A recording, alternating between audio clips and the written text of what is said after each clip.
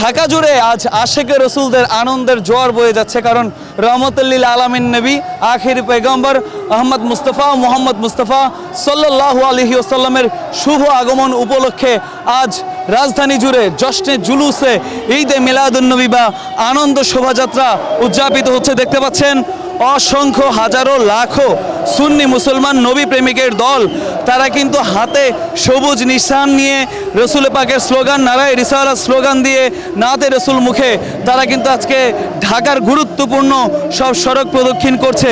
এই মুহূর্তে যে জশ্নে জুলুসটা অনুষ্ঠিত হচ্ছে সেটা মাইজভান্ডার দরবার শরীফের গদ্দিন নেশন পীর সাহেব হুজুর কেবলা সৈয়দ সাইফুদ্দিন আল মাইজভান্ডারি আল হাসানি ওয়াল হুসাইনি মদ্দজিল্লুহুল আলীর নেতৃত্বে এই পবিত্র জশ্নে জুলুসে ঈদে মিলাদুন্নবী অনুষ্ঠিত হচ্ছে ঢাকা বিশ্ববিদ্যালয় এলাকায়।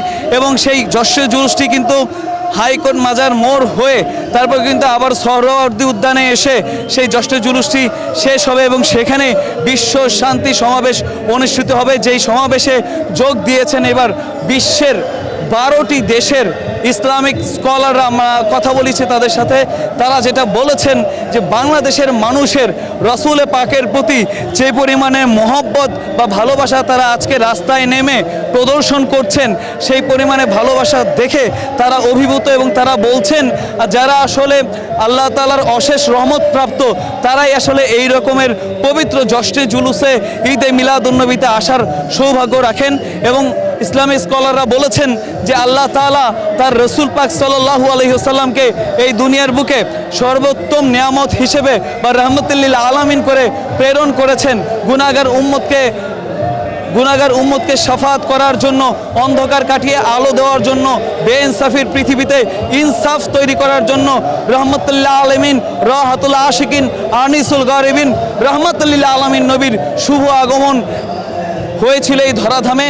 আল্লাহ তাআলা পৃথিবীবাসীকে তার প্রিয় হাবিবকে উপহার স্বরূপ পাঠিয়েছিলেন এবং তারপরই হাজারো বছরের অন্ধকার ঘুচে গিয়েছিল। নূরের নবীর নূরের ঝলকানিতে এই পৃথিবী আলোকিত হয়ে গেছিল এবং গোমরাহ মানুষ, পথভ্রষ্ট মানুষের একমাত্র সাহারা হয়ে তাদের ইমানে, তাদের কলবে, তাদের অন্তরে ইমানের আলো জ্বেলেছিলেন রসুল পাক সাল্লাল্লাহু আলাইহি ওয়াসাল্লাম। সামাজিক সকল বৈষম্য দূর করে তিনি জ্বেলেছিলেন মানবতার এবং ইনসাফের সমাজ তিনি কায়েম করেছিলেন। হিলফুল ফুজুল তিনি কায়েম করেছিলেন এবং নারীদেরকে, যেখানে নারী শিশু জন্মগ্রহণ করলে জাহিলিয়াতির যুগে যেখানে পুঁতে ফেলা হতো জীবন্ত, সেখানে নারীদের অধিকার তিনি প্রতিষ্ঠা করেছেন।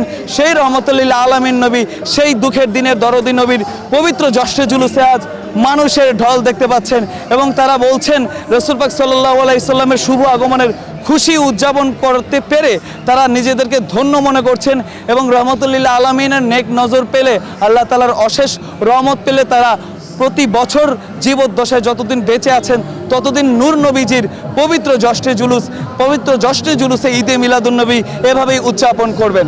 এই ছিল এখনকার মতো আমার কাছে ঢাকার জশ্নে জুলুস থেকে সবশেষ খবর।